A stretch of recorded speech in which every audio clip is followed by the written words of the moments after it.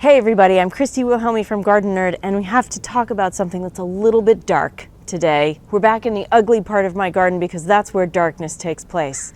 I want you to see this. These are pods from my lima bean vine, and take a good look at this. The rats are eating the beans right out of the pod and leaving them hanging on the vine. That has to stop. So we're going to talk today about setting rat traps, how to do it, the best strategies, and how to make sure it works. There are a lot of strategies out there for catching rats. Some of them work, some of them don't. And there are a lot of rat traps out there too. And they have mixed results. I'm going to share with you what works for us because we have city rats and they're really smart. I have family members who set traps. They set like one trap and they catch a rat every time. No. That doesn't work here. We've got seriously smart rats and we have to ward them off. We do our best to ward them off with floating row cover and barriers and other protection, but when it comes down to them eating everything in sight, something's got to give. First, let's review the types of traps you can use. Now, we have tried the electronic rat traps like these. They did not work at all. We have tried the big guns where you run this along a tunnel. We set this up. They won't even go in it. The thing that works for us are the simple snap traps. These guys, there are a couple different kinds. This is Jaws, this is vector trap. And these guys, they actually work. But the bait is as important as the trap. So let's talk about that.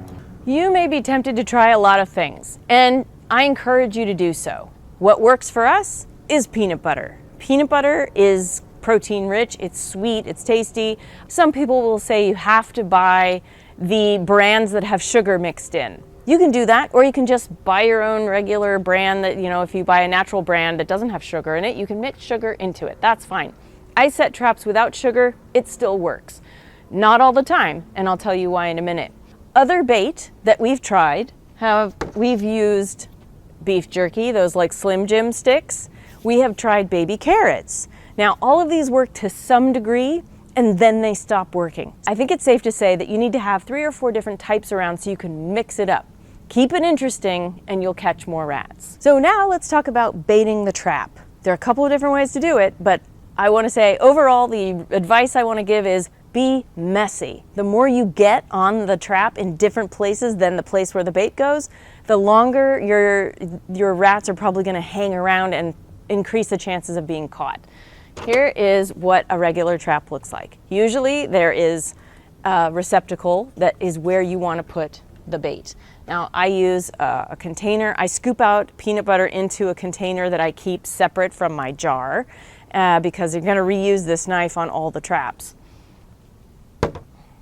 So I'm going to scoop some of this peanut butter and I'm going to put it in the trap. I'm going to wedge it in there as best I can. But I'm also going to be messy and kind of get it all over the place. And then, once you've baited all of your traps, we're ready to set them. Before I talk about where to place the traps, it's important to understand that you need a lot of traps. 1, 2, 5 is not enough. We have 27 to 30 traps that we use, and we place them strategically along runner walls. Rats are kind of skittish, and so they like to run around, they like to run along retaining walls, raised bed walls, fences. So that's where you want to place your trap. And ideally, you take your trap and you place it perpendicular to the wall because they run across the wall. They run along this way, and that's going to get you the best catch. I prefer the kind of trap that allows you to set it by clicking this backwards and into a locked open space. The types that have you move a metal arm into place, those are dicey and they snap on me all the time. So these are the kind that lock into place really easily and it's easy to set. If you have pets who are out during the day, you have to set the traps at night after the animals are in and then set them off in the morning before the animals are let out. We do that with Mittens here. She's never gotten stuck in a trap. There are devices or containers that you can buy that house traps inside that make it safe for animals and birds and other stuff. So you can look into those. Those are available on the interwebs. And then you can leave them set all the time. But for us, here at Gardenerd headquarters, we set our 27 traps at night after the cat's inside. And then in the morning, well, I put a broom handle up against the door so that I know when I wake up in the morning, there are traps set outside. Nobody lets Mittens out until we go outside and snap all of the unactivated traps. That's for safety and to prolong your pet's life. So here's my strategy for setting traps. I've got 4 raised beds. We always set 4 traps, 1 on each wall of each raised bed. And then we set a bunch up against the compost bins and in between the compost bins and along the walls of this shed behind me. Inevitably, the rats live behind this rose bush here, and they always come down through here at night and they run across and through the compost bins to get to the raised beds.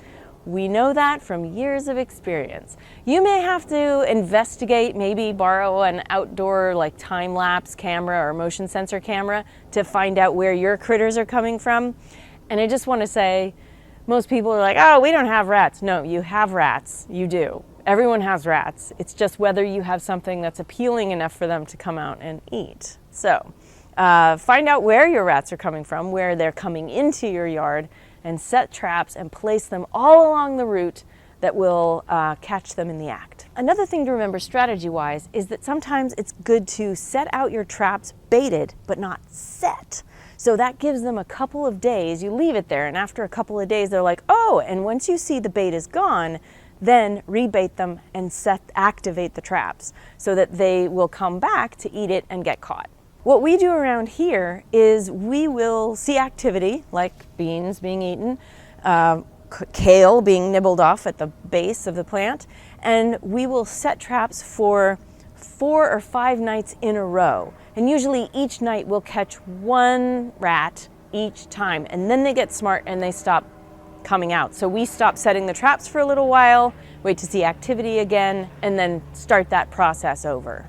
So you're not setting them all the time, but for a concentrated period of time where you're focused on catching rats, and then that will work. You'll find more information about catching rats and dealing with all kinds of other critters who take down your vegetables in your garden in my online pest control course, Creating a Healthy Garden. You'll find that at gardenerd.com, where you'll find blog posts and YouTube videos and podcasts that help you grow a better garden. Check out my books, Gardening for Geeks, Grow Your Own Mini Fruit Garden, and my novel, Garden Variety, which is in Spanish as well. Happy gardening!